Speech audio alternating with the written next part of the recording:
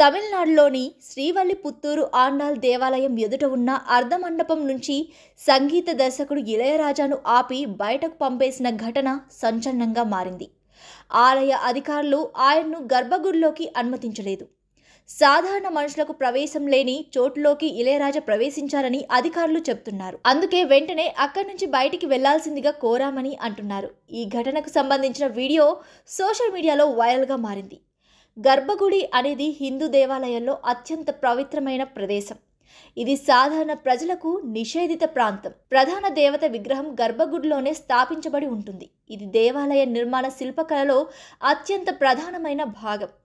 హిందూ సంప్రదాయాల ప్రకారం గర్భగుడి అనేది దైవిక శక్తులతో నిండిన ప్రదేశం. ఇది అర్చకులకు మాత్రమే అనుమతించే ప్రదేశంగా పరిగణిస్తారు. ఈ పవిత్రతను కాపాడడం కోసం ఇతరులు ప్రవేశించకూడదనే నిబంధన ఉంది. ఇక ప్రతి దేవాలయానికి కొన్ని ప్రత్యేకమైన ఆచారాలు, నియమాలు ఉన్నాయి. ఇక శ్రీవల్లిపుత్తూరు ఆండాల్ ఆలయంలో కూడా ఇలాంటి ప్రత్యేక నిబంధనలు ఉన్నాయి.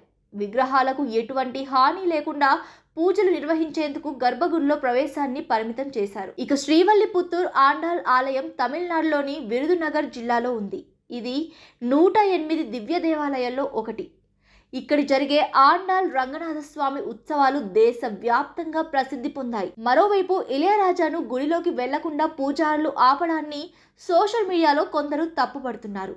శ్రీవల్లిపుత్తూరు ఆండాల్ గర్భగుడి ముందు ఉన్న అర్ధమండపంలోకి ప్రవేశించడానికి ప్రయత్నించగా అక్కడ ఉన్న జిఆర్ ఆయన్ను అడ్డుకున్నారు.